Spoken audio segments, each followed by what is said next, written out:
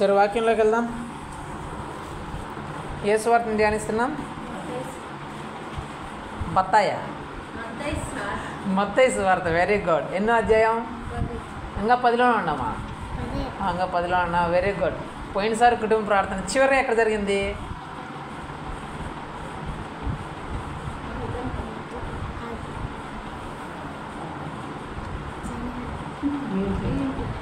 ఇక్కడే జరిగింది. హల్లెలూయా. పోయినసారి కుటుంబ ప్రార్థన ఇక్కడే జరిగింది. సరే, దేవుడు దేని గురించి మాట్లాడినాడు పోయినసారి?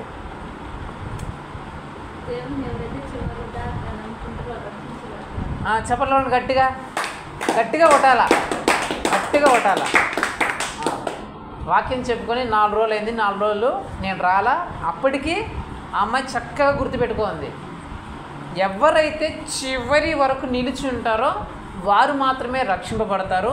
అలా చివరి వరకు ఉండి రక్షింపబడిన వాళ్ళ జీవితంలో జరిగే ఆశీర్వాదం, వచ్చే ఆశీర్వాదం ఎలా ఉంటుంది అనే దాని గురించి దేవుడు మనందరితో ఆ రోజు మాట్లాడినాడు. సరేనా? ఈరోజు దేవుడు ఏం మాట్లాడుతాడో చూద్దాం. మత్తయి సువార్త 10వ అధ్యాయం 24, 25 చదువుమా.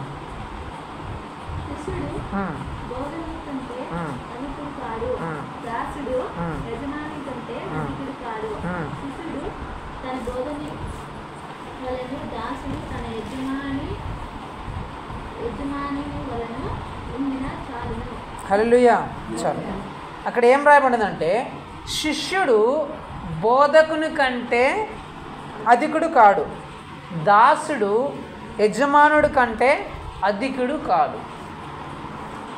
ఏం చెప్తున్నానంటే, శిష్యుడు, మీకు అర్థమయ్యే భాషలో చెప్దాం.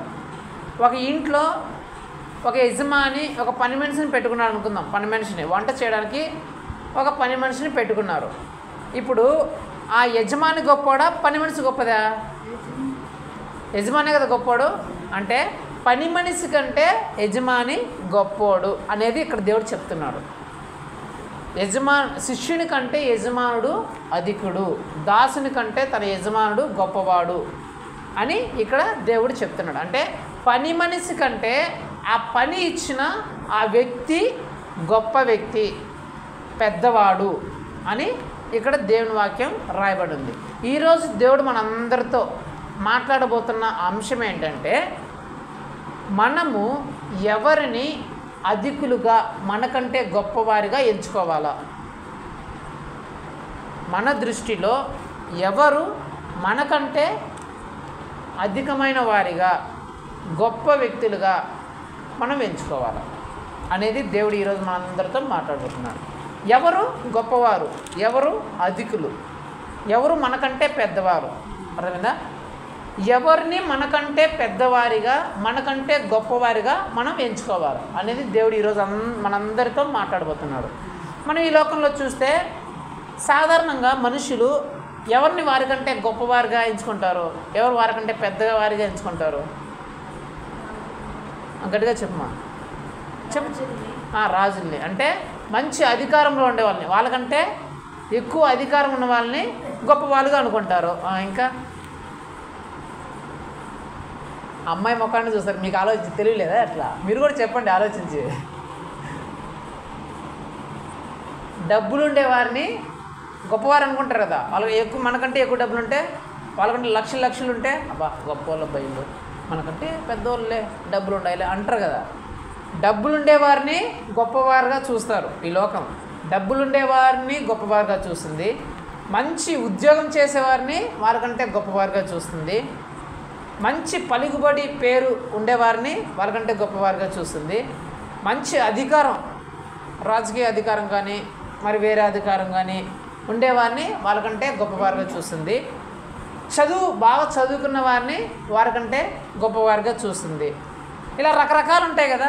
ఈ లోకము ఎవరిని గొప్పవారు చూస్తుందంటే, బాగా డబ్బులు ఉండేవాళ్ళని, బాగా పలుకుబడి ఉండేవాళ్ళని, మంచి పేరు ఉండేవాళ్ళని, బాగా చదువుకున్న వాళ్ళని, వాళ్ళకంటే వయసులో ఎక్కువ ఉండేవాళ్ళని, వాళ్ళకంటే బాగా బలం ఉండేవాళ్ళని, ఇలాంటి వాళ్ళందరినీ ఏం చేస్తుంది?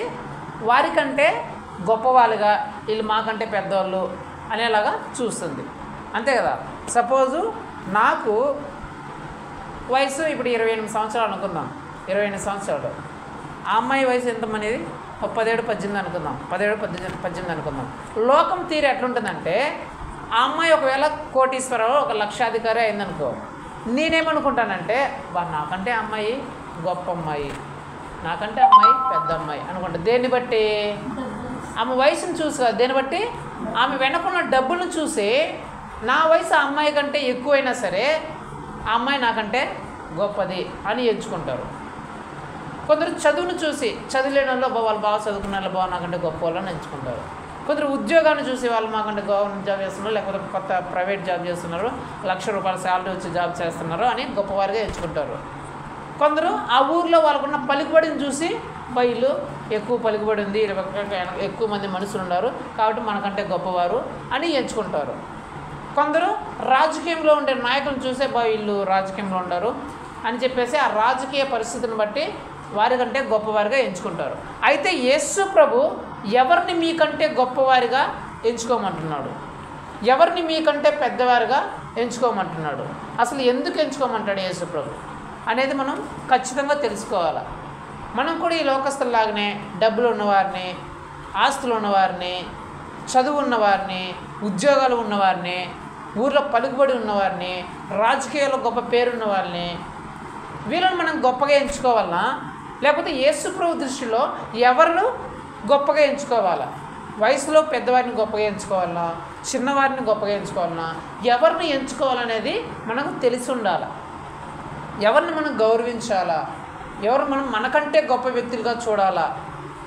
ఎవరిని మనకంటే ఎక్కువ స్థాయిలో ఉన్న వ్యక్తులు, వీళ్ళు మనకంటే గొప్పవారిని, స్థాయిలో ఉన్నవారిని ఎవరిని మనము వాళ్ళ గురించి అనుకోవాలా అనేది ప్రతి ఒక్కరూ తెలుసుకోవాలా. సరేనా?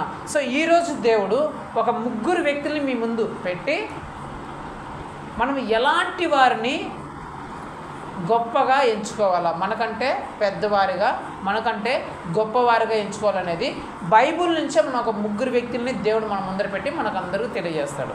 హల్లెలూయా. చూద్దామా? 3 వ్యక్తులు ఎవరో చూద్దాం.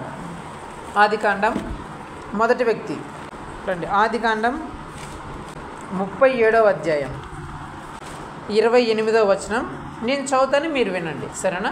ఆదికాండం 37:28.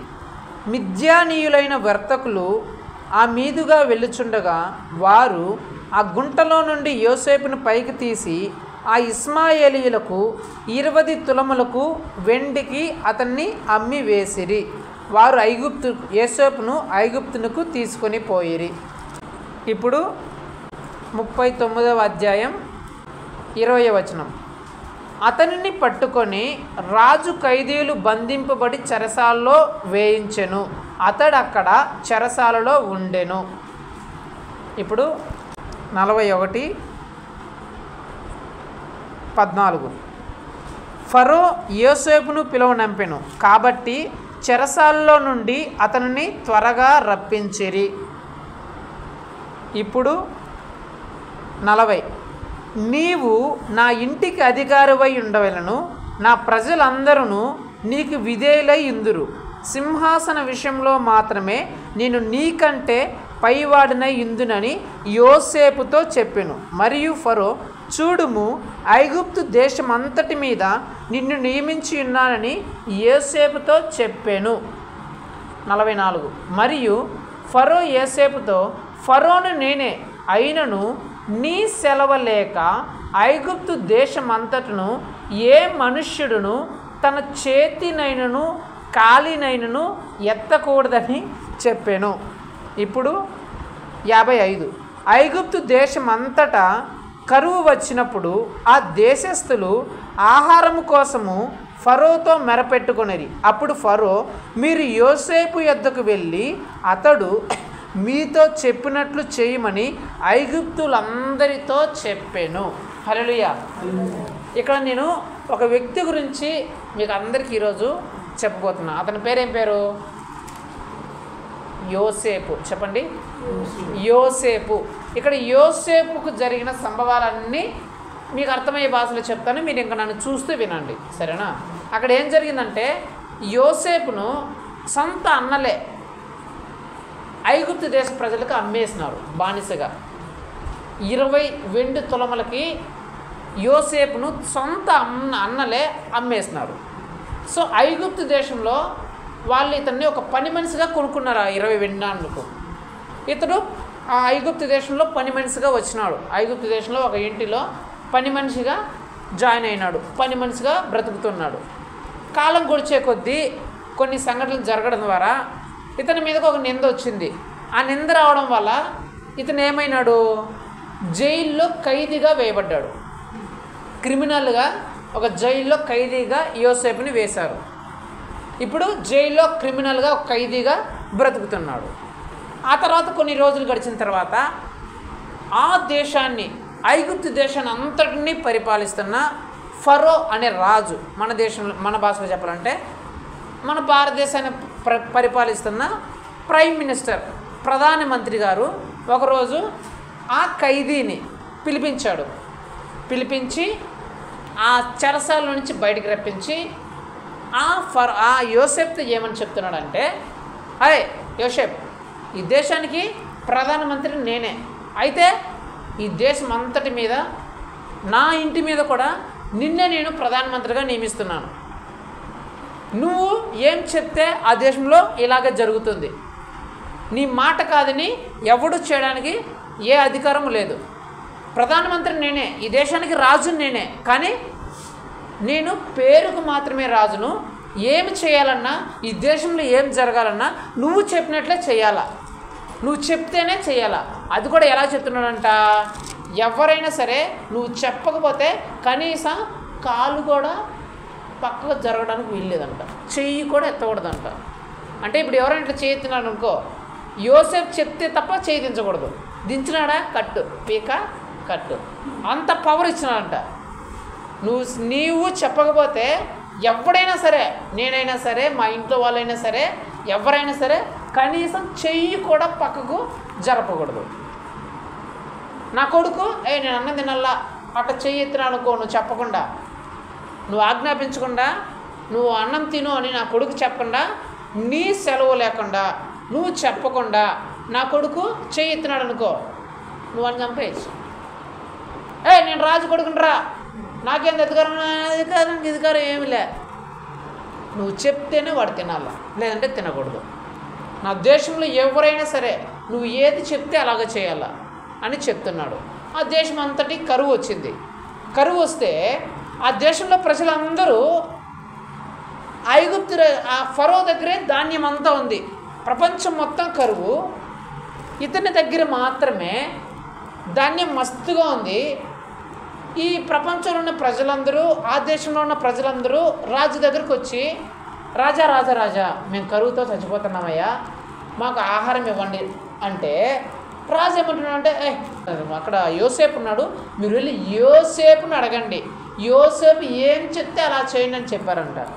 వీళ్ళ మనసులో కూడా, ఏంది రాజా, ఈ దేశానికి రాజు నువ్వు, అధికారం నువ్వు, నీది కదా సర్వభౌమాధికారము, నువ్వు కదా చెప్తే ఏదైనా జరుగుతుంది, నువ్వేంది అతను ఎవరో యోసేపు దగ్గర పోమంటే, నోరు మూసుకొని యోసేపు ఏం చెప్తాడో అలాగే మీరు చేయండి అని చెప్పేసి పంపించాడంట. ఇదంతా నేను ఎందుకు చెప్పానంటే, యోసేపు ఎవరండి, ఒక ఖైదీగా తెబ్బడ్డాడు, ఒక పని మనిషి, ఖైదీగా తెబ్బడిన మనిషి, పని మనిషి ఎవరు, యోసేపు. ఈ ఫరో ఎవరండి, దేశాన్ని పరిపాలిస్తున్న రాజు. రాజు అంటే అతనుకున్న అధికారం ఇంకెవరికి ఉండదు. రాజు ఏం చెప్తే అలా జరగాలంతే.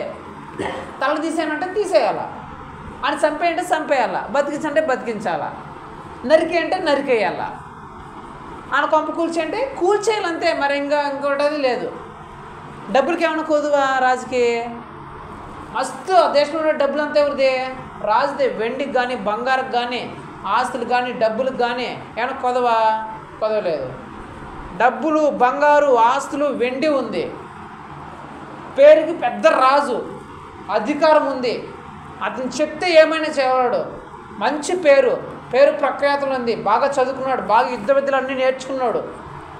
అన్నిటిలోనూ ఈ యోసేపుకి ఏమైనా, యోసేపు ఆ రాజుతో ఏమైనా తగలగలడా, దేంట్లో అయినా.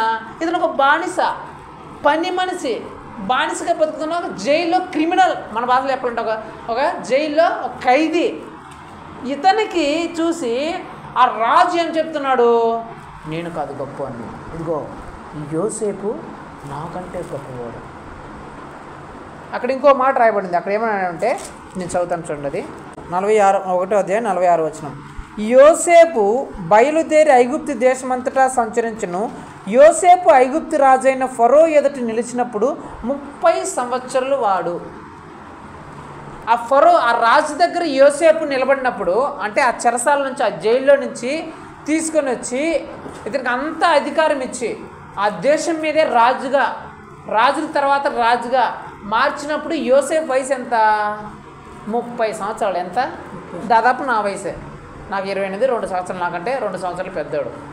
అంటే ఆయనేమో వయసు అయిపోయిన ఆయన, వయసులో పెద్దవాడు. ఇతనేమో ఇక యవ్వనస్తుడు, 30 సంవత్సరాల వయసు.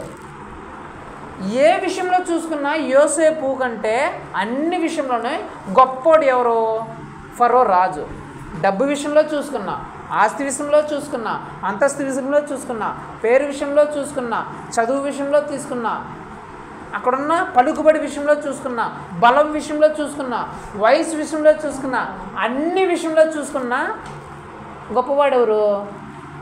ఫరోనే గొప్పవాడు యోసేపు కంటే. కానీ యోసేపును ఫరో చూసి ఏమంటున్నాడంటే, ఏయ్ నాకంటే గొప్పవాడు ఈ యోసేపు, నాకంటే అధికుడు ఈ యోసేపు, నాకంటే పెద్దవాడు ఈ యోసేపు. ఎవరైనా సరే నా రాజ్యంలో యోసేపు చెప్పినట్లే చెయ్యాల. నా ఇల్లు అయినా సరే, రాజ్యంలో ఏ ఇల్లు అయినా సరే యోసేపు చెప్పినట్లే మీరు చెయ్యాల. యోసేపు చెప్పినట్టు ఎవడైనా చేయకపోతే వాడి తల తెగి పడిపోతుంది. ఇంత అధికారము యోసేపుకు రావడానికి గల కారణం ఏంటి? ఒక బానిస, ఒక ఖైదీ, ఆ దేశంలోనే అట్టడుగు స్థాయి వ్యక్తి, మన భాషలో చెప్పాలంటే దేనికి పనికిరాడు, అట్టడుగు స్థాయి, నీచమైన స్థాయి, ఒక పని మనిషి స్థాయిలో ఉన్న వ్యక్తి ఆ దేశానికే రాజు అయిపోయినాడు. నిజమైన రాజు రబ్బర్ స్టాంప్ అయిపోయినాడు. ఉత్తుత్తి అంటారు కదా, ఉత్తుత్తి మిరకాయ అంటారు కదా. నిజమైన రాజు ఏమో ఉత్తుత్తి మిరకాయ అయిపోయినాడు. అత్యంత నీచమైన స్థాయిలో ఉన్న ఒక సామాన్యమైన ఒక వ్యక్తి, ఒక ఖైదీ ఆ దేశాన్ని పరిపాలించే రాజు, ప్రపంచానికి భోజనం పెట్టే, ప్రపంచానికి అన్నం పెట్టే. ఎవరికి ఆ ప్రపంచంలో అన్నం కావాలన్నా యోసేపు దగ్గరికి వచ్చి అన్నం కొనుక్కున్నారంట. ఎవరు ఏ పని చేయాలన్నా యోసేపే చెప్పాలంట, యోసేపు చేయమంటేనే పని చేయాలంట. అది ఎవడైనా సరే, ఆ రాజు అయినా సరే, ఆ రాజు వంశస్థులైనా సరే, రాణి అయినా సరే, రాజకుమారులైనా సరే, మంత్రులైనా సరే, మినిస్టర్లైనా సరే, ఆ రాజ్యంలో ఉన్న ఉద్యోగస్తులైనా సరే, ఎవరైనా సరే యోసేపు చెప్తేనే చేయాలంట. యోసేపు సెలవు లేకపోతే ఎవడు చేయడానికి ఎవరికి అధికారం లేదంట. ఇతని వయసు ఒక 30 సంవత్సరాలు మాత్రమే, అన్నిటికంటే దేంట్లోనూ ఎక్కువ కాదు. మరి అంతగా ఆ రాజు, అన్నీ ఉన్న ఆ రాజు యోసేపు కంటే అన్నిటిలోనూ అత్యధిక స్థాయిలో, అత్యధిక స్థానంలో ఉన్న ఆ రాజు యోసేపును తనకంటే గొప్పవాడిగా, తనవంటే పెద్దవాడిగా చూడడానికి గల కారణం ఏంటి అంటే అక్కడ ఉంది, చదువుతాను మీరు వినండి. 41:38 వచనం. అతడు తన సేవకులను చూచి ఇతని వలె దేవుని ఆత్మగల మనుష్యుని కనుగొనగలమా అని అనెను. మరియు ఫరో, దేవుడు ఇదంతయు నీకు తెలియపరిచిన గనుక నీ వలె వివేక జ్ఞానములు గలవారెవ్వరును లేరు. హల్లెలూయా. ఒక రాజు, అన్నిటికంటే గొప్ప స్థాయిలో ఉన్న ఒక రాజు, ఆ రాజు కంటే ఇంక మించిన స్థాయి ఎవ్వరికీ లేని ఒక రాజు అత్యంత నీచమైన స్థాయిలో ఉన్న ఒక వ్యక్తిని చూసి, నువ్వు నాకంటే గొప్పవాడివి, నాకంటే పెద్దవాడివి, నేనే నీకు నమస్కరిస్తున్నాను, నేనే నువ్వు చెప్పినట్లు వింటాను, నువ్వు ఏది చెప్తే అది చేస్తాను, నా వింటివారు ఈ దేశం మొత్తం, ఈ ప్రపంచం మొత్తం నువ్వు చెప్పినట్లే చేయాలా అని అంతగా అతని దగ్గర తగ్గించుకోగల కారణం ఏంటంటే ఒక్కటే. అక్కడ ఏం చెప్తుందంటే, ఇతని వలె దేవుని ఆత్మను ఎవరిలోనైనా మనం కనుగొనగలమా? హల్లెలూయా. అంటే మనం ఎవరిని మనకంటే పెద్దవారిగా, ఎవరిని మనకంటే గొప్పవారిగా ఎంచుకోవాలంటే డబ్బులు ఉన్నవారినో, అధికారం ఉన్నవారినో, పలుకుబడి ఉన్నవారినో, ఉద్యోగం ఉన్నవారినో, మంచి పేరున్నవారినో, కీర్తి ప్రతిష్టలు ఉన్నవారినో, బాగా చదువుకున్నవారినో, ఆస్తులు భూములు ఉన్నవారినో కాదంటే ఎవరినంట? దేవుని ఆత్మ ఎవరిలో ఉంటుందో, యేసుక్రీస్తు ఆత్మ ఎవరిలో ఉంటుందో అతనిని మనము మనకంటే పెద్దవాడిగా, మనకంటే గొప్పవాడిగా, మనం గొప్పగా హెచ్చించేవాడిగా అతనిని మనం ఎంచుకోవాలి. మొట్టమొదటిగా మనము ఎవరిని మనకంటే పెద్దవాడు, మనకంటే గొప్పవాడు, మనకంటే అధికమైన వాడిని ఎవరిని ఎంచుకోవాలంటే యేసుక్రీస్తు ఆత్మ ఏ వ్యక్తిలో ఉంటుందో అతనిని, ఆమెను మనకంటే పెద్దవాడిగా, మనకంటే గొప్పవాడిగా ఎంచుకోవాలి. యోసేపు వయసులో చిన్నవాడే, డబ్బులు ఏమీ లేదు, ఆస్తి ఏమీ లేదు, పేరు కూడా ఏమీ లేదు, అంతస్తులు ఏమీ లేవు. కానీ ఆ రాజు యోసేపును తనకంటే గొప్పవాడిగా ఎంచుకోవడానికి, తనకంటే పెద్దవాడిగా ఎంచుకోవడానికి, తన దేశం మీదే అందరికంటే పెద్దవాడిగా ఎంచుకోవడానికి కారణం ఒకటి, అతనిలో యేసుక్రీస్తు యొక్క ఆత్మను చూశాడు. హల్లెలూయా. ఎవరిలో అయితే దేవుని ఆత్మ ఉంటుందో వారు మనకంటే చిన్నవారైనా, మనకంటే తక్కువ స్థాయి వారైనా, మనకంటే డబ్బులు లేకపోయినా, మనకంటే చదువు లేకపోయినా, మనకంటే ఆస్తులు లేకపోయినా, మనకంటే పలుకుబడి లేకపోయినా, మనకంటే పేరు లేకపోయినా, మనకంటే బలము లేకపోయినా, ఏమి లేకపోయినా సరే మనకంటే గొప్పవారిగానే, మనకంటే పెద్దవారిగానే వారిని ఎంచుకోవాలా. అర్థమైందా? మొట్టమొదటిగా ఎవరిని ఎంచుకోవాలా మనము? దేవుని ఆత్మ ఎవరిలో ఉంటుందో వారిని మనం ఎంచుకోవాలి. డబ్బులు ఉన్నవారిని కాదు, ఆస్తులు ఉన్నవారిని కాదు, అంతస్తులు ఉన్నవారిని కాదు, పలుకుబడి ఉన్నవారిని కాదు, చదువు ఉన్నవారిని కాదు, ఉద్యోగం ఉన్న వారిని కాదు, ఆస్తులు అందములు ఉన్నవారిని కాదు. ఎవరిని?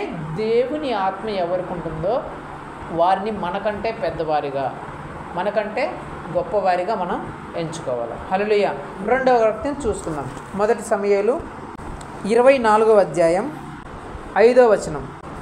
సౌలు పైవస్త్రమును తాను కోసెనని దావీదు మనస్సు నొచ్చి, ఇతడు యెహోవా చేత అభిషేకము నొందినవాడు గనుక యెహోవా చేత అభిషిక్తుడైన నా ప్రభువును నేను ఈ కార్యము చేయను, యెహోవాని బట్టి అతను నేను చంపనని అతని జనులతో చెప్పెను. ఈ మాటలు చెప్పి దావీదు తన జనులను అడ్డగించి సౌలు మీదకి పోనీయక వారిని ఆపెను. ఇప్పుడు 24:14 వచనం. ఇజ్రాయేలీల రాజు ఎవరిని పట్టుకుని బయలుదేరి వచ్చిన్నాడు? ఏ పాటి వారిని తరుముచున్నాడు? చచ్చిన కుక్కను గదా, మిన్నలిని గదా. యెహోవా నీకును నాకును మధ్య న్యాయాధిపతి తీర్పు తీర్చునుగాక. ఆయనే సంగతి విచారించి నా పక్షమున వాద్యమాడి నీ వశము కాకుండా నన్ను నిర్దోషినిగా తీర్చునుగాక. దావీదు ఈ మాటలు సౌలుతో మాట్లాడి చాలించగా. హల్లెలూయా. ఇక్కడ జరిగిన సంభవం ఏంటంటే, దావీదు అనే ఒక యవనస్తుని, అతను కూడా దాదాపు అంతే వయసు, 30 సంవత్సరాలే. సౌలు అనే ఒక రాజు దావీదును చంపడానికి తరుముతున్నాడు. అయితే ఒకరోజు ఏం జరిగిందంటే, సౌలు ఒక కొండలో ఉన్నాడని చెప్పేసి, దావీదు ఒక కొండలో ఉన్నాడని చెప్పేసి సౌలుకి, రాజుకి వర్తమానం వస్తుంది. అక్కడ ఉండాలని చెప్పేసి దావీదుని చంపేయాలని సౌలు తన సైన్యముతో సౌలు దగ్గరికి వస్తాడు. దావీదు దగ్గర ఉండే కొండ దగ్గరికి వస్తాడు. అయితే అక్కడ వెతికితే దావీదు కనిపించడు. దావీదు కనిపించడని చెప్పేసి సౌలు ఒక గుహలోనికి వెళ్తాడు. ఏదో పని మీద గుహలోనికి వెళ్తాడు. గుహలోకి వెళ్ళిన తర్వాత సైన్యం అంతా కింద ఉంటుంది. ఈ సౌలు మాత్రమే ఆ గుహలోనికి వెళ్తాడు. ఈ సౌలు ఆ గుహలోనికి వెళ్ళిన విషయము దావీదు సేవకులకు తెలుస్తుంది. దావీదు సేవకులకు దావీదుతో ఏమని చెప్తారంటే, అరే దావీదయ్యా, నిన్ను చంపాలనుకుంటున్నాడు కదా సౌలు. ఆ సౌలు ఇప్పుడు ఆ గుహలో ఉన్నాడు, ఎవ్వరు లేరు అతని దగ్గర. అతను నువ్వు ఇప్పుడు చంపే, అతను నువ్వు చంపేస్తే నీ శత్రువు పెడ నీకు విరగడైపోతుంది, అప్పుడు నీకు ఏ ఇబ్బంది ఉండదు అని చెప్పేసి సౌలుకు దావీదుకు చెప్తారు. దావీదు ఏం చేస్తాడంటే అక్కడి పోతాడు. ఆ గుహలోనికి పోయి సౌలును చంపడు, కానీ సౌలు ఈ పై వస్త్రం ఉంటుంది కదా, షర్ట్ అనుకోండి, ఆ షర్టును కొంచెం ముక్కను అట్లా కోస్తాడు. ఆ ముక్కని అట్లా కొయ్యగానే ఇతని హృదయం ఏదో గుచ్చుకున్నట్లు, ఏదో నొచ్చుకున్నట్లు, చాలా బాధ వేసినట్టు ఫీల్ అయిపోతాడు. ఫీల్ అయిపోయి బయటకు వచ్చి ఏమనుకుంటాడంటే, అరే దేవుని చేత అభిషేకించబడిన వాడిని నేను ఎలాగా చంపగలను అని చెప్పి చాలా బాధపడిపోయి, ఈయన దేవుని చేత అభిషేకించబడినాడు కదా, నేను ఎట్లా ఈయన్ని ఇలా కోసాను, ఇలాంటి పని చేశాను చెప్పి చాలా బాధపడిపోయి బయటకు వచ్చాడంట. ఈ సేవకులు బయటకు వచ్చిన తర్వాత, చంపేశావా, ఆ సౌలుని చంపేశావా అని దావీదుని అడుగుతుంటే, సౌలు జోలికి పోవద్దండి, ఆయన దేవుని చేత అభిషేకించబడేవాడు కాబట్టి మీరు అతన్ని ఏమి చేయకూడదు అని చెప్పేసి వాళ్ళందరూ పిలుచుకొని వెళ్ళిపోతుంటే, ఈ సౌలు దావీదు తన వస్త్రం కోసుకొని పోయిన సంగతి సౌలుకు అర్థమైంది.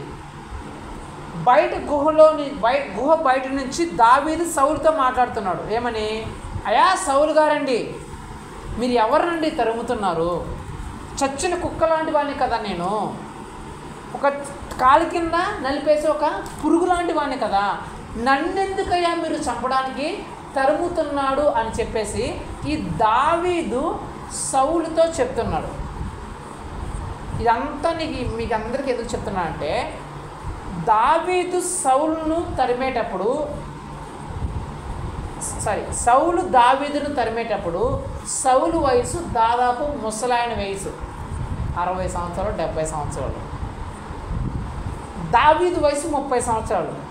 అంతకుముందు జరిగిన కథ మీకు చెప్తాను, ఆ తర్వాత మీకు అర్థమవుతుంది. ఈ సౌలు ఇజ్రాయెల్ దేశం అంతటి మీద రాజు, ఆ ఇజ్రాయెల్ దేశానికే రాజు చేసినాడు యేసు ప్రభు సౌలుని. అయితే ఇతను కొన్ని దేవునికి నచ్చని పనులు చేయడం వల్ల దేవుని అనుగ్రహం సౌలు మీద నుంచి తప్పిపోయింది. అయితే ఫిలిస్తీన్లు ఆ ఇజ్రాయెల్ దేశం మీదకి యుద్ధానికి వచ్చేస్తే ఆ ఫిలిస్తీన్లో నుంచి గొల్యాతు అనే ఒక బలాఢ్యుడు సవాలు చేస్తున్నాడు, నాతో మీరు పోట్లాడండి. మీకు ఆల్రెడీ దీని గురించి మీకు అందరికీ తెలుసు, ఆల్రెడీ మనం మాట్లాడుకున్నాం. గొల్యాతు సవాల్ చేస్తున్నాడు, ఇజ్రాయెల్ దేశ ప్రజలందరినీ సవాల్ చేస్తుంటే అందరూ గడగడగడ వణికిపోతున్నారు ఆ గొల్యాతు యుద్ధం చేయడానికి. ఈ సౌలు ఆ దేశానికి రాజు అంటే ఏం చేయాలా, ఎవడైతే యుద్ధానికి వస్తాడో వానికి కత్తి ఎత్తుకొని ఆని చంపడం లేకపోతే ఈడు సావడం చేయాల కదా రాజు అంటే ఎదురుగా పోయి ఆనైనా చంపేయాలా లేదంటే ఈడనే సావాలా, అది రాజనీతి. కానీ ఈ సౌలు ఏం చేస్తున్నాడంటే ఇంట్లో తలుపులు వేసుకుని గజగజ ఉనికిపోతున్నాడు. ఆ సైనికుడు ఒకడు, మళ్ళీ రాజు కూడా కాదు, ఆ ఫిలిస్తీన్లో ఒక సైనికుడు, మీలో ఎవరో దమ్ముంటే రండ్రా నా మీదకి చూసుకుందాం, నన్ను గెలవండ్రా అని ఒక సైనికుడు ప్రగల్భాలు పలుకుతుంటే ఆ దేశ ప్రజలే కాదు ఈ రాజు కూడా గడగడ వణికిపోతున్నాడు. అంటే ఎక్కడ సైన్యం ముందు కాదు, ఇంట్లో తలుపులు వేసుకొని మరి గడగడ వణికిపోతున్నాడు. గడగడ వణికిపోతుంటే వీళ్ళందరూ భయపడే చూసి ఈ చిన్న బాలుడుగా ఉన్న ఈ దావీదు 12 సంవత్సరాలు 14 సంవత్సరాలు అతని వయసు, 17 సంవత్సరాలు అనుకోండి, బాలుడు అని రాయబడింది అక్కడ. ఇతను వచ్చి అదంతా చూసి నా దేవుని నామాన్ని దూషించడానికి ఈడంతా దావీదు, ఈ గొల్యాతు గడంతా ఈయన్ని నేను చంపుకొని వస్తాను, ఈయన్ని నేను నరికి పారేస్తాను అని ఈ సౌలు రాజుతో పోయి చెప్పినాడు. చెప్తే వాడు ఎంత ఉన్నాడు, నువ్వెంత ఉన్నావో, వాడితో పోతే నిన్ను చంపేస్తారా, నువ్వెందుకురా అంటే, రాజా గొమ్మనాడు, ఒక సింహం వస్తే ఆ సింహాన్ని తను చంపి పారేసినాడు, నోరు పీకి పారేసినాడు, నాకు గొరిపిల్లని ఎత్తుకుపోతుందని. అలా ఇంకోసారి ఎలుగుబంటి వస్తే ఆ ఎలుగుబంట కూడా చిత్తగొట్టి దాన్ని చంపి ఒక దెబ్బతో ఈ ఎలుగుబంటిని కూడా చంపేసి ఆయన తీసుకొచ్చినాను. ఈ గొల్యాతు గారిని కూడా ఆ ఎలుగుబంటిలాగా ఆ సింహంలాగా నేను చంపి పారేస్తాను. ఏంది పోయి నువ్వు ఎట్లా అంటావు, నువ్వు అయితే నీకు ధైర్యం లేదను, నువ్వు ఇంట్లో తలుపులేదు గజగజ నేను పోయి అన్నీ చంపుకొని వస్తానని చెప్పేసి ఏ కత్తి లేదు, ఏ ఖడ్గము లేదు, ఏ బాణము లేదు, చిన్న రాయెత్తుకుపోయి ఒక దెబ్బతో చంపేసినాడు. ఎవరిని ప్రగల్భాలు పలుకుతున్నా ఆ సైనికుని చూస్తే ఆ ఇజ్రాయెల్ దేశమే గచ్చ వణికిపోతున్నా. రాజు కూడా ఆ భవనంలో తలుపులు వేసుకుని అయ్యో అని చెప్పేసి గజ వణికిపోతున్నా. ఆ సైనికుని ఒక దెబ్బతో చంపేసినాడు, చిన్న పిల్లోడు.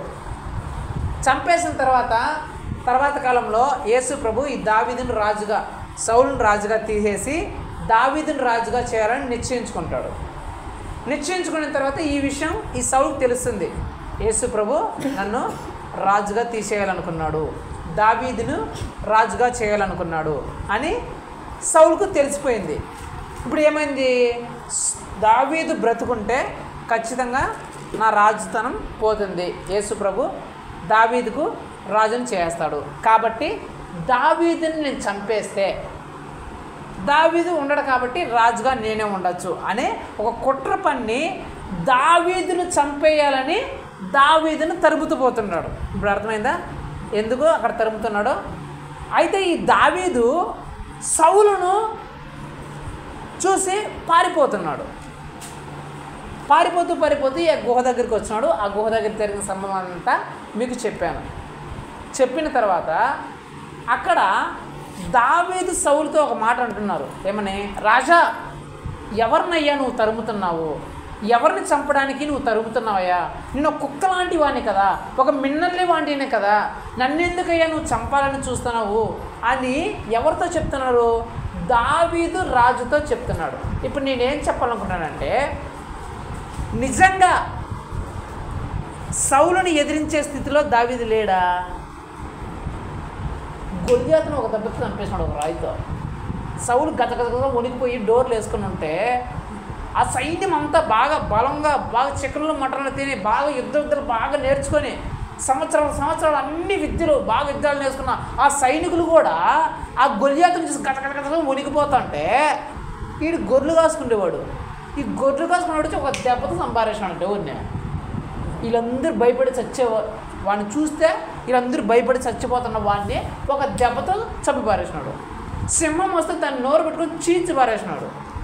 ఎలుగుబంటి వస్తే దాన్ని ఒక దెబ్బతో గట్టం పట్టుకొని పట బట్టలు ఉత్తిగా చంపి పారేసినాడు. ఆ గొల్యాతు కానీ చూస్తే నిన్ను ఈరోజు ఈ సింహం వల్లే ఆ ఎలుగుబంటి వల్లే చంపి నిన్నట్లే నరికి గద్దరుగా కాగలికి వేస్తానని చెప్పేసి వానికతో వానికే చంపి పారేసినాడు. 17 ఏళ్ళ వయసులోనే బాల్డుగా ఉన్నప్పుడే అంత భీకరంగా చేసినవాడు. ఈ సౌలు వయసు ఎంత? 60 సంవత్సరాలు. సౌలు ఒక దెబ్బతో చంపలేడా? అప్పటికే దావీదు పేరు మారు మ్రోగిపోయింది ఆ గొల్యాతును చంపగానే. అందరూ ఏం చెప్తున్నారంటే అక్కడ సౌలును రాజుగా తీసేయాలా, దావీదే మాకు రాజుగా ఉండాలని చెప్పేసి ప్రపంచం అంతా తెలిసిపోయింది. ఆ దేశమంతా, ఇజ్రాయెల్ దేశమంతా మాకు దావీదే రాజు కావాలి, దావీదు రాజు కావాలి అంటున్నారు. అందరూ దావీదునే రాజుగా కోరుకుంటున్నాడు. దావీదు ఒక మాట చెప్తే దావీదు చంపాల్సిన పనిలే, ప్రజలందరూ దావీదుని చంపేస్తారు, సౌలుని చంపేస్తారు. ఎట్లా చూసుకున్నా దావీదే బలం ఎక్కువ. సింహాన్ని చంపినోడు, గొల్యాతును ఒక దెబ్బతో చంపినోడు ముసలోని చంపడం ఒక లెక్క, ఒక దెబ్బతో చంపలేడు. అట్టంటే ఎట్లా తోసినా కూడా చచ్చిపోతాడు కదా. ముసలోడు అలాంటి వాడిని చంపేయచ్చు, ఇతనికంటే ఏం బలము లేదు. దావీదు కంటే బలమైన వ్యక్తి కాదు ముసలోడే, బలమేమి లేదు, శక్తి ఏమి లేదు, భయమే. ఒక భయం, ఆ సైనికులు చూసి భయపడే వ్యక్తి సౌలు. అన్నీ ఎటు చూసినా దావీదు కంటే సౌలు ఏ విషయంలోనే ఎక్కువ లేదు. ధైర్యం అంటే ధైర్యం కూడా లేదు. దావీదు లాంటి ధైర్యం ఉందా? ధైర్యం ఉంటే డోర్లు వేసుకుని గత ఉనికిపోతాడు ఆ సైనికుని చూసి. రాజుగా మళ్ళీ సైనికుని చూసే, ఫిలిస్తీన్ రాజుని చూసి కాదంట, సైనికుని చూసి భయపడుతున్నాడు. అంటే ధైర్యము లేదు. బలం ఉందా? ఎదుర్కొంటే బలం ఉందా అంటే బలము లేదు, ఏ శక్తి లేదు. ఎవరన్నా తన తరపున పంపించే అంత ధైర్యం ఉందంటే అది కూడా లేదు, ఏమీ లేవు. దావీదుకి సౌలు కంపారిజన్ చేస్తే ఏమీ లేవు. కానీ దావీదు సౌలును చూసి భయపడిపోతున్నాడు అంట. గొల్యాతును చూసి భయపడలా, సింహాన్ని చూసి భయపడలా, ఎలుగుబంటిని చూసి భయపడలా, ఫిలిస్తీన్ల సైన్యాన్ని చూసి దావీదు ఏం భయపడలా. కానీ సౌలును చూసి భయపడుతున్నాడంట, సౌలును గౌరవిస్తున్నాడంట. సౌలును చూస్తే గజ గజ గజ గజ వణికిపోతున్నాడంట. అయ్యో అమ్మో సౌలుని నేనేమన్నా హాని చేయగలను, అమ్మో సౌలు నాకంటే గొప్పవాడు, నాకంటే బలమైన వాడు, నాకంటే ధైర్యం గలవాడు అని చెప్పేసి సౌలుకు భయపడుతున్నాడంట. సౌలుకు భయపడి పారిపోతున్నాడంట. ఈ దావీదు. కారణం ఏంటంటే అక్కడ ఒక మాట రాయబడింది, యెహోవా చేత అభిషేకించబడిన వానిని నేను హాని చేయగలనా. హల్లెలూయా. ఈ దావీదు సౌలులో ఏం చూశాడో తెలుసా?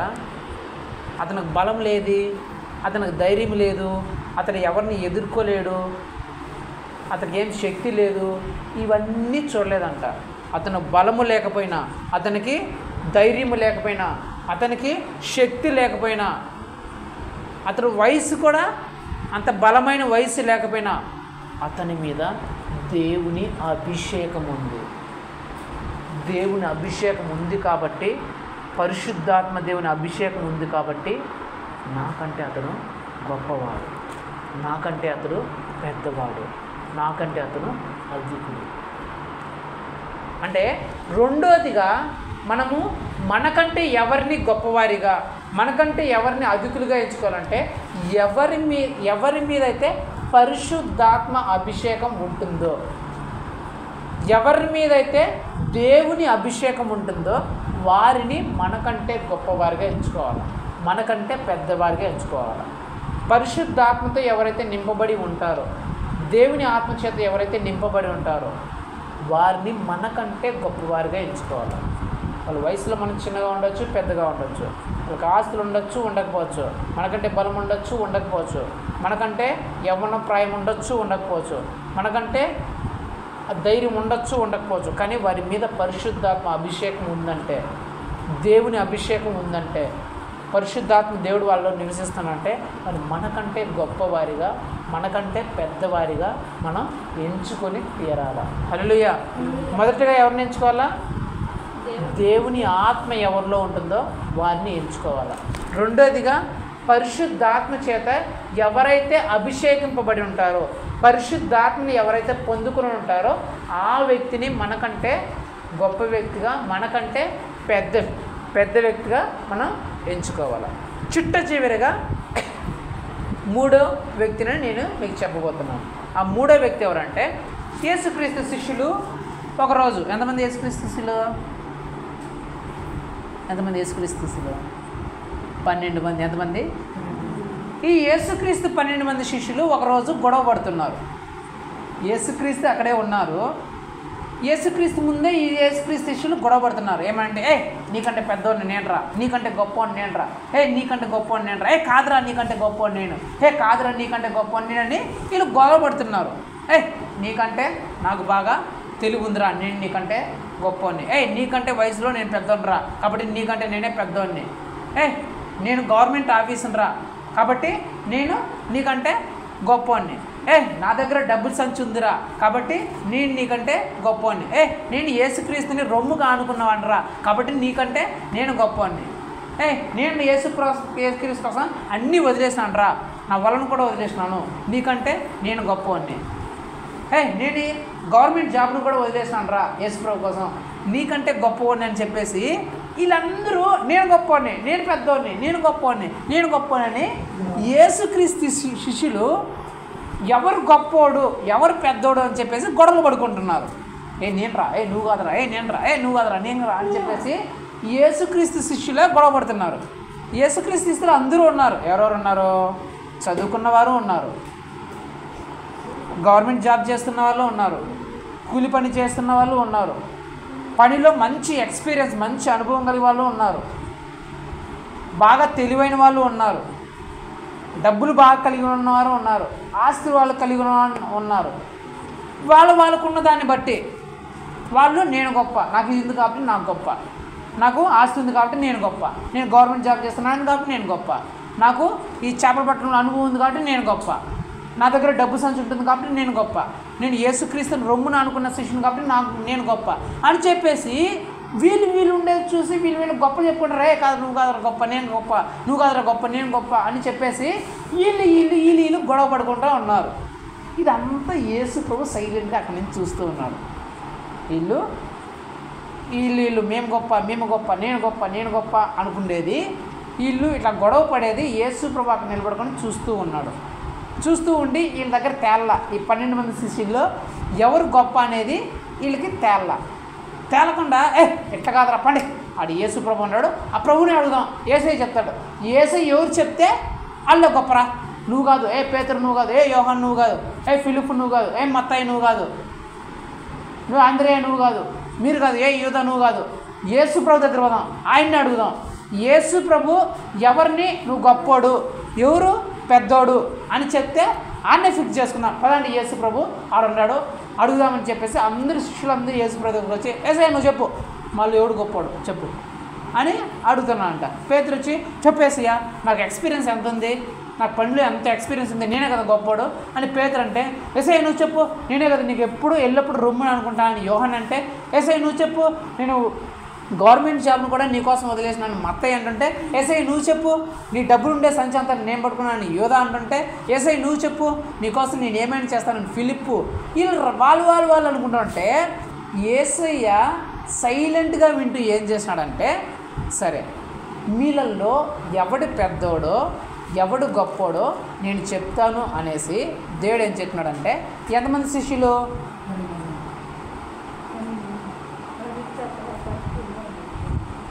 ఎంతమంది శిష్యులు? 12 మంది కదా. యేసు ప్రభు ఏం చేశాడంటే 12 కుర్చీలు ఏంటని చెప్పాడంట. ఎన్ని? 12 కుర్చీలు వేసినారు, మీరు అందరూ ఆ కుర్చీలో కూర్చోండి అని చెప్పాడంట. యేసు ప్రభు 12 మంది కుర్చీలు వేసి 12 మందిని ఆ కుర్చీలో కూర్చోబెట్టినాడు. కూర్చోబెట్టిన తర్వాత యేసు ప్రభు ఏం చేస్తున్నాడంటే ఒక బేసిన్ తీసుకొని వచ్చి, ఒక టవల్ని తీసుకొని వచ్చి, నీళ్లు తీసుకొని వచ్చి, మొట్టమొదట కూర్చున్న శిష్యుడి దగ్గరికి వెళ్ళి అతని శిష్యుని యొక్క కాళ్ళు పట్టుకొని ఆ బేసిన్లో పెట్టి నీళ్ళు పోసి కడుగుతున్నాడు. యేసు ప్రభువు ఆ శిష్యులని అక్కడ కూర్చోబెట్టి ఆ శిష్యుల యొక్క కాళ్ళు కడుగుతున్నాడు. ఆ 12 మంది శిష్యులు అవాక్ అయిపోయినారు, నిశ్చేష్టులు అయిపోయినారు, ఆశ్చర్యంతో చూస్తున్నారు. ఏంట్రా సర్వశక్తి గల దేవుడు అసలు ఏంటంటే నా కాళ్ళు కడగడం ఏంటి, అసలు ఆయన నన్ను ముట్టుకోవడమే నేను ఎంతో గొప్పగా భావిస్తాను, అలాంటిది నా కాళ్ళు పట్టుకోవడం ఏంటి, నా కాళ్ళు కడగడం ఏంటి అని చెప్పేసి, ఇది కళా నిజమా, మేమేమన్నా కలగంటున్నామా నిజం పడుతున్నామా అని వీళ్ళు అది కళా నిజమా అర్థం కాని పరిస్థితిలో, ఏం చేయాలని దిక్కుతోని పరిస్థితిలో, యేసు ప్రభుకి ఏం చెప్పాలో తెలియని పరిస్థితిలో వాళ్ళు నిశ్చేష్టులు అయిపోయినారంట. యేసు ప్రభు వాళ్ళ కాళ్ళు కడుగుతుంటే వాళ్ళ నోట్లో నుంచి మాట రాక అది అట్లాగే చూస్తూ ఉండిపోయినారు. యేసు ప్రభు అందరి కాళ్ళు కడిగాడు. అందరి కాళ్ళు కడిగి అందరి కాళ్ళతో టవలేసి తుడిచాడు. తుడిచిన తర్వాత అందరూ నిశ్చేష్టలైపోయినారు. ఒక్కరు కూడా ఒక మాట మాట్లాడట్లేదు, ఒక్కరు కూడా ఒక మాట అనట్లేదు. ఎందుకు? అసలు యేసు ప్రభు ఏంటి, నా కాళ్ళు పట్టుకోవడం ఏంటి, నా కాళ్ళు కడగడం ఏంటి, నా బ్రతికెంత, నేనెంత, నా బతికెంత, ఆయన అసలు ఎలాంటి దేవుడు, సర్వశక్తిగల దేవుడు, ఒక మాటతో ఈ సృష్టిని చేసిన దేవుడు, ఒక మాటతో ప్రపంచాన్ని లయం చేసగల సర్వశక్తిగల దేవుడు, ఒక మాటతో అగ్ని గంధకములను పిలిపించి ఆ సుద్దమ పట్టణాన్ని నాశనం చేసిన దేవుడు, ఒక మాటతో సముద్రాన్ని చీల్చే దేవుడు. ఆయన ఒక మాట చెప్తే చాలు మొత్తం ఈ భూమి అంతా సర్వనాశనం అయిపోతుంది. అలాంటి గొప్ప దేవుడు నా కాళ్ళు పట్టుకోవడమైంది. అసలు నా బ్రతికెంత, నేనెంత నీచుని, ఎంత పాపని, ఎంత ఘోరాతి ఘోర పాపని, నా కాళ్ళు ఆయన పెట్టుకోవడం ఏంది అని చెప్పేసి వీళ్ళంతా నిశ్చేష్టులైపోయారంట. యేసు ప్రభు అందరి కాళ్ళు కడిగి పేతురు దగ్గరికి వచ్చి పేతురు కాళ్ళు కడుగుతుంటే వీళ్ళందరికీ మాట్లాడే ధైర్యం రాలా. యేసు ప్రభు అలా చేస్తుంటే పేతురు తెగించి మాట్లాడుతుంటే, అయ్యా నువ్వు నా కాళ్ళు పట్టుకోవడం ఏంటయ్యా, నువ్వు నా కాళ్ళు కడగడం ఏంటయ్యా, అయ్యా వద్దయ్యా అంటే, పేతురు నేను చేయాల్సింది నన్ను చేయండి అని చెప్పేసి ఆయన ఏం మాట్లాడకుండా యేసు ప్రభు అందరి కాళ్ళు కడిగేసి నిలబడినాడంట. ఇప్పుడు నిలబడి అందరూ లేచి నిలబడ్డారు. ఎవ్వరు ఏం మాట్లాడట్లేదు, ఎవ్వరు ఏం చెప్పట్లేదు, ఒక్క నోటి నుంచి కూడా ఒక్క మాట కూడా రావట్లేదు. అప్పుడు యేసు ప్రభే నేను ఏం చేసినానో మీరు చూసినారా అని అడిగారు. చూసినామయ్యా అంటారు. ఏం చేశానంటే పాపిష్టమైన మా కాళ్ళని పరిశుద్ధుడు, దేవాది దేవుడు, నిత్యము వేవేల కోట్ల దేవదూతల చేత పరిశుద్ధుడిని స్తుతింపబడుతున్న దేవుడు, నీ కాళ్ళకి కనీసం నీ చేతికి ప్రపంచం మొత్తం కూడా నీ చేతిలోని గోరుతో కూడా సమానం రాదు. అంత మహా గొప్ప దేవుడు నువ్వు నా కాళ్ళు కడిగేది ఉంటాయా? ఈ పాపిష్టి కాళ్ళు, నీచుని కదా, నేను దరిద్రుని కదా, నా బ్రతికెంత, నేనెంత, నా బ్రతికెంత, అలాంటిది నా కాళ్ళు నువ్వు కడగలు ఉంటాయా అని చెప్పేసి పూర్ణ దుఃఖపడిపోతున్నారంట, బాధపడుతున్నారంట, ఏడుస్తున్నారంట.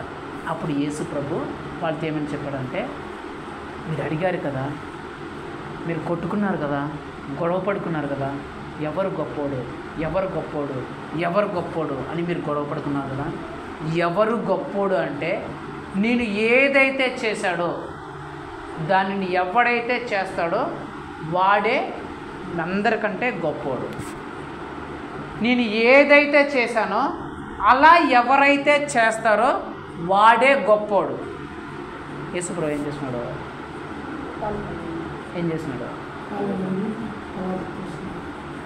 నేను కాళ్ళు కడిగినాను కాబట్టి మీరు కూడా కనిపించిన వాళ్ళంతా కాళ్ళు కడగండి, కాళ్ళు కడిగి టవల్ చేసి తుడిసి ఆ నీళ్ళు ఎత్తుకొని నెత్తిని చల్లుకోండి, అప్పుడు మీరు గొప్ప వాళ్ళు అయిపోతారు.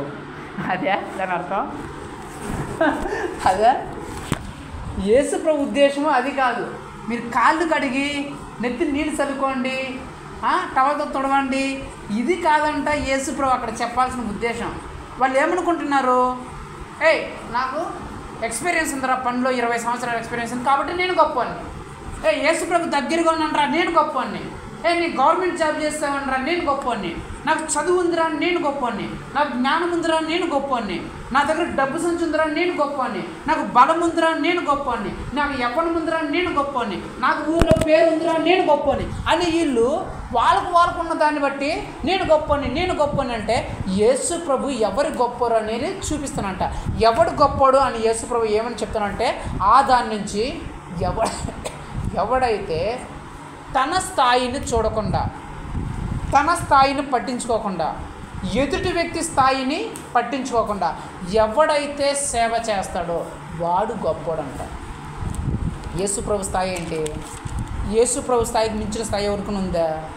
అసలు యేసుప్రభు అంటే ఎంత సర్వశక్తి గల దేవుడు. ఆయన లాంటి స్థానము, ఆయన లాంటి స్థాయి ఇంకెవరికైనా ఉందా? అసలు దేవుడికి మించిన స్థాయి ఎవరికైనా ఉందా?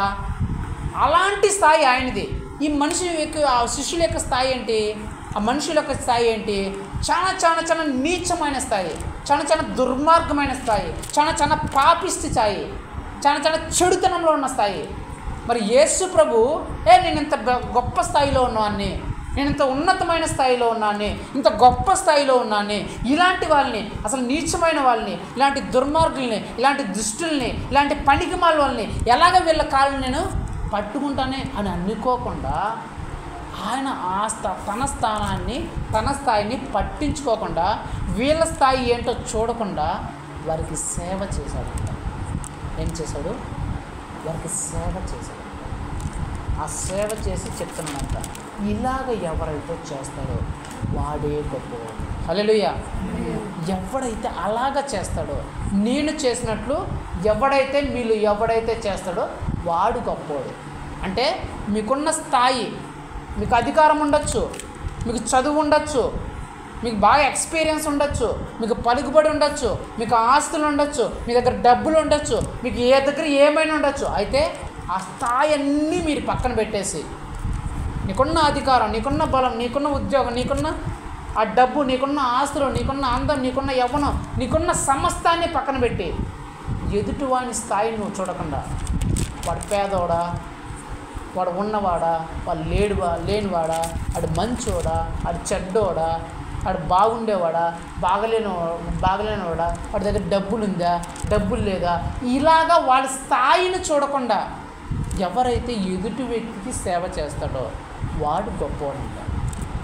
చాలామంది ఏం చేస్తారు, డబ్బులు ఉండే వాళ్ళ దగ్గరికే పోయి వాళ్ళకి కావాల్సిందే చేస్తారు, మంచి పేరు ఉండే వాళ్ళ దగ్గరికే పోయి వాళ్ళకి కావాల్సిందే చేస్తారు, ఊరు బాగా పలుకుబడి ఉండే వాళ్ళకి, ఆస్తులు అంతస్తులు ఉండే బాగా చదువుకున్న వాళ్ళ దగ్గరికే పోతారు, పేదవాళ్ళ దగ్గరికి కానీ, రోగాలతో ఉండే వాళ్ళ దగ్గర కానీ, బాధల్లో ఉండే వాళ్ళకి కానీ, కష్టాల్లో ఉండే దగ్గర కానీ వాళ్ళ దగ్గరకు పోయి సహాయం చేయడమో, వాళ్ళకి అవసరమైనదో చేయరు. యేసుప్రభు ఏం చెప్తున్నాడు, నీ స్థాయిని నువ్వు చూడకుండా, నీ స్థాయిని నువ్వు పట్టించుకోకుండా, ఎదుటివాడి స్థాయిని నువ్వు చూడకుండా, నీ స్థాయి ఎంత గొప్పదైనా సరే, ఎదుటివాడి స్థాయి ఎంత నీచమైనా సరే, నువ్వేం పట్టించుకోకుండా ఎదుటి వ్యక్తికి నువ్వు సేవ చేస్తే, ఎదుటి వ్యక్తికి నువ్వు సహాయం చేస్తే నీకంటే గొప్పవాడు ఎవరు? నేను అది చేశాను. నేను దేవాది దేవుణ్ణి, సర్వశక్తి గల దేవుణ్ణి, నిత్య పరిశుద్ధుణ్ణి, వేవేల దూతల కోట్లాను కోట్ల దూతల చేత పరిశుద్ధుడు పరిశుద్ధులను పొగడబడుతున్న రారాజును, ఒక మాటతో ఈ సృష్టిని అంతటా చేయగలను, ఒక మాటతో ఈ సృష్టిని అంతటా నాశనం చేయగల అంత సర్వశక్తి గల దేవుణ్ణి. అంత స్థాయి నాకున్నా కూడా నేను నా స్థాయిని పక్కన పెట్టే, మీరు నీచులైనప్పుడు, మీరు పాపులైనప్పటికీ, మీరు దుష్టుడు దుర్మార్గులు అయినప్పటికీ మీ కాలం నేను కడిగాను, మీకు నేను సేవ చేశాను. ఇలాగ ఎవరైతే మీకు సేవ చేస్తారో వారిని మీకంటే గొప్పగా ఎంచుకోండి. వారికున్న డబ్బుని, వారికున్న చదువుని, వారికున్న జ్ఞానంని, వారికున్న తెలివిని, వారికున్న పేరుని, వారికున్న ప్రఖ్యాతిని, వీటన్నిటినీ పక్కన పెట్టేసి, నువ్వు పేదవాడైనా, నువ్వు ఎలాంటి వ్యక్తివైనా, నువ్వు ఏం లేనివైనా నీకు సేవ చేస్తాడే వాడు నీకంటే చిన్నోడు కావచ్చు, పెద్దోడు కావచ్చు, నీకంటే గొప్పవాడిగా ఎంచుకో. నీకంటే ఉన్నతమైన వ్యక్తిగా, నీకంటే పెద్ద వ్యక్తిగా నువ్వు అతన్ని ఎంచుకో అని చెప్పేసి దేవుడు చెప్తాడు. చాలామంది పాస్టర్లను చూడండి, మీరు టీవీలో కానీ ఎక్కడైనా చూస్తుంటే, ముసలోళ్ళైనా సరే యవ్వనంలో ఉన్న పాస్టర్ని ఏమని పిలుస్తారు? లేదంటే అన్నగారు అని పిలుస్తారు, అన్న అని పిలుస్తారు, లేదంటే మా నాన్నగారు అని పిలుస్తారు. ఎవరు? ఆయనకి 60 సంవత్సరాలు ఉంటుంది, ఈ పాస్టర్కు ఉంటే 30 సంవత్సరాలు 32 సంవత్సరాలు ఉంటుంది. 60 సంవత్సరాలు ఉండే ఒక వ్యక్తి ఈ 30 సంవత్సరాలు ఉండే ఒక వ్యక్తిని చూసి ఏమంటాడు? అన్నగారు, పాస్టర్ అన్న చెప్పండి, అన్న పాస్టర్ అన్న, లేదంటే నాన్నగారు చెప్పండి, అయ్యగారు చెప్పండి, పాస్టర్ గారు చెప్పండి అంటారా లేదా? మీరు చూస్తారా లేదా? మరి ఎందుకు? ఈ పాస్టర్ అనే వ్యక్తి ఈ 3 విషయాలను కలిగి ఉంటాడు. దేవుని ఆత్మను కలిగి ఉంటాడు. దేవుని సేవకుడు, పాస్టర్గా పిలిపించుకున్న దేవుని సేవకుడు, అతని జీవితంలో ఏముంటాయి? దేవుని ఆత్మను కలిగి ఉంటాడు, పరిశుద్ధాత్మ చేత నింపబడి ఉంటాడు. తన స్థాయిని, తనకున్న అంతటినీ పక్కన పెట్టి ఇతరులకి సేవ చేస్తాడు. ఇతరుల స్థాయి ఏంటో చూడు, ఇతరుల పరిస్థితిని పట్టించుకోడు, ఇతరుల స్థాయిని చూడకుండా వాళ్ళకి సేవ చేసేవాడిగా ఉంటాడు. ఒక విషయం చెప్పండి, ఒక లక్షాధికారి, నేనే లక్షాధికారి అనుకున్నాను, మీ భాషలో చెప్తాను, అర్థమయ్యే భాషలో చెప్తాను, లేదంటే మన అర్థమయ్యే భాషలో చెప్తాను. మన ఊర్లో రెడ్లు ఉంటారు కదా, ఒక రెడ్డి ఏం పేదాయమే కదా, ఏం కాళ్ళు వచ్చి పట్టుకోగలరా? ఒక రెడ్డి ఏం బాగలేదనుకో, ఏమైనా అవసరం వచ్చిందనుకో, ఈమె ఇంటికి వచ్చి సాయం చేయగలరా? ఏం చేస్తాడు? నువ్వే మా ఇంటికి రా, ఏం మా రత్నమ్మ నీకేం బాగాలేదంటే కదా, రా మా ఇంటికి రా, నువ్వు వచ్చి నేను డబ్బులు ఇస్తారా అని పిలిపిస్తాడు. కూర్చుంటాడు, రెడ్ ఏమో పైన కూర్చుంటాడు. నేను రెడ్లు కించపరచాలంట అని చెప్పట్లేదు, కానీ ఉన్న సాధారణంగా జరిగే విషయం చెప్తాను. పైన కూర్చోబెడతాడు, రత్నమ్మ కింద కూర్చోవాలి, అంతే కదా. ఎందుకు? అతని స్థాయిని బట్టి, అతను ఆ గర్వాన్ని, ఆ స్థాయిని బట్టి గర్విస్తాడు. ఈమె స్థాయిని బట్టి ఈమెను కొంచెం చులకనంగానో కొంచెం హీనంగానో చూస్తాడు. యేసు ప్రభు ఏం చెప్తున్నాడు? అలాంటి వారు కాదు గొప్ప, అలాంటి వారు కాదు అధికులు. నేను రెడ్డే, ఏం పరిస్థితి బాగలేదు, ఏం కాలు పట్టుకున్నాడు అనుకో, కాలు నొప్పి ఉంది అనుకుందాం, కాలు నొప్పి ఉంది, అయ్యో రత్నమ్మ కాలు నొప్పి అవచ్చు, పట్టమ్మా నీకు కొంచెం ఆయింట్మెంట్ రాస్తాను అని చెప్పి ఆయింట్మెంట్ రాసాడు అనుకో. అతని స్థాయి ఏంటి? మామూలుగా పెద్ద స్థాయి. ఈమె స్థాయి ఏంటి? చాలా తక్కువ స్థాయి. కానీ నేను కాలు పట్టుకున్న ఆయింట్మెంట్ రాసాడు అనుకో, అది నువ్వు గొప్పవాడు అంటే, అది నువ్వు అధికుడు అంటే, అది మన గొప్పతనాన్ని, మన పెద్దరికాన్ని చూపించేది. సో మీకు ముగ్గురు వ్యక్తులని నేను పరిచయం చేశాను. ముగ్గురు వ్యక్తులకి ఆస్తులు ఉన్నాయి, డబ్బులు ఉన్నాయి, బలం ఉన్నాయి, ధైర్యం ఉంది, అన్నీ ఉన్నాయి, పేరు పలుకుబడి ప్రఖ్యాతి అన్నీ ఉన్నాయి. కానీ ఆ ముగ్గురు వ్యక్తులు అతిథులు కాలేకపోయారు. ఆ తర్వాత చెప్పుకున్న వాళ్ళకి ఏమి లేవు. కానీ వాళ్ళు వారికంటే గొప్పవారు, వారికంటే అధికులు అయ్యారంట. కారణం మూడే: దేవుని ఆత్మ ఉంది, రెండోది పరిశుద్ధ ఆత్మ చేత అభిషేకంతో ఉంటారు, మూడోది తమ స్థాయిని తన స్థాయిని పక్కన పెట్టి ఎదుటి వ్యక్తి స్థాయిని చూడకుండా సేవ చేశారు. వారిని మనం గొప్పగా ఎంచుకోవాలి. వారిని మనకంటే పెద్దవారిగా ఎంచుకోవాలి. వారి మనకంటే అధికముగా ఎంచుకోవాలి. డబ్బులు ఉండే వాళ్ళని ఎంచుకోవాల్సిన లేదు, పేరు పలుకుబడి ఉండే వాళ్ళని ఎంచుకోవాల్సిన పని లేదు, ఆస్తులు అంతస్తులు ఉన్న వాళ్ళని ఎంచుకోవాల్సిన పని లేదు, బాగా ఉద్యోగాలు చేస్తున్న వాళ్ళని ఎంచుకోవాల్సిన పని లేదు, అందం ఆస్తున్న వాళ్ళని ఎంచుకోవాల్సిన పని లేదు, బలగం ఉన్న వాళ్ళని ఎంచుకోవాల్సిన పని లేదు, రాజకీయ పలుకుబడి ఉన్న వాళ్ళని ఎంచుకోవాల్సిన పనే లేదు. యేసు ప్రభు చెప్పేది, దేవుని ఆత్మ కలిగి ఉన్నాడా, నీకంటే పెద్దవాడిగా ఎంచుకో, నీకంటే గొప్పవాడిని ఎంచుకో. పరిశుద్ధాత్మతో నింపబడి ఉన్నాడా, నీకంటే గొప్పవాడిని ఎంచుకో, నీకంటే పెద్దవాడిని ఎంచుకో. తన స్థాయిని పక్కన పెట్టి నీ స్థాయిని చూడకుండా నీకు సేవ చేస్తున్నాడా, నీకంటే పెద్దవాడని, నీకంటే గొప్పవాడిని ఎంచుకో.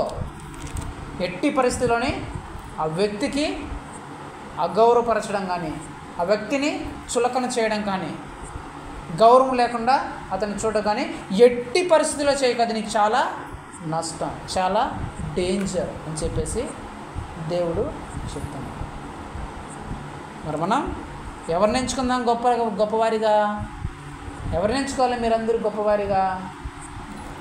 ఎవరికైతే దేవుని ఆత్మ ఉంటుందో, ఎవరైతే పరిశుద్ధాత్మను పొందుకొని ఉంటారో, ఎవరైతే దేవుని సేవ చేస్తూ ఉంటారో, తమ స్థాయిని, ఇతరుల స్థాయిని చూడకుండా దేవుని సేవను, దేవుని పరిచయను జరిగిస్తుంటారో ఆ వ్యక్తి వయసుతోనో, ఆ వ్యక్తికి ఉన్న ఏ వాటితోనూ సంబంధం లేకుండా మనకంటే గొప్ప వ్యక్తిగా, మనకంటే పెద్దోడిగా, మనకంటే అధికుడిగా మనం అతన్ని ఎంచుకోవాలి. మరి ఎంచుకుంటామా ఎంచుకోమా? ఎంచుకుంటే దేవుడు మనల్ని కూడా అలాంటి గొప్ప స్థాయిలో నిలబెడతాడు. మరి అలా దేవుని ఆత్మ కలిగిన వ్యక్తి, పరిశుద్ధాత్మ పొందుకున్న వ్యక్తి, దేవుని సేవ అలాగ చేస్తున్న, తన స్థాయిని పట్టించుకోకుండా, ఇతరుల స్థాయిని పట్టించుకోకుండా దేవుని సేవ చేస్తున్న వ్యక్తి అని మనకు తెలిసేది ఎలాగా? ఒక్కటే, అతను ప్రతి ఒక్క మాట దేవునికి సంబంధించినవి ఉండాలి. ప్రతి ఒక్క మాట ఎవరైతే దేవునికి సంబంధించే మాట మాట్లాడతారో, ఈ లోకానుసారం మాటలను అన్నింటిని వదిలేసి దేవునికి సంబంధించిన మాటలే మాట్లాడుతున్న వ్యక్తి ఉండాలి. ఎల్లప్పుడూ ప్రార్థన చేస్తున్న వ్యక్తి, ఎల్లప్పుడూ దేవునికి దగ్గర సంబంధం కలిగిన వ్యక్తి, ఎల్లప్పుడూ దేవుని సేవను చేస్తున్న వ్యక్తి, ఎప్పుడు దేవుని సేవకై పాటుపడుతున్న వ్యక్తే. ఆ వ్యక్తిని మనము ఎప్పుడు మనకంటే గొప్ప వ్యక్తిగా, మనకంటే అధికుడిగా, మనకంటే పైనున్న వ్యక్తిగా మనం ఎంచుకోవాలి. అలా ఎంచుకొని దేవుని దృష్టిలో మనం కూడా హెచ్చింపబడి దేవుని ఆశీర్వాదాన్ని పొందుకోవాలని మనమందరం ప్రార్థన చేసుకుందాం. కళ్ళు మూసుకొని ప్రార్థన చేసుకుందాం.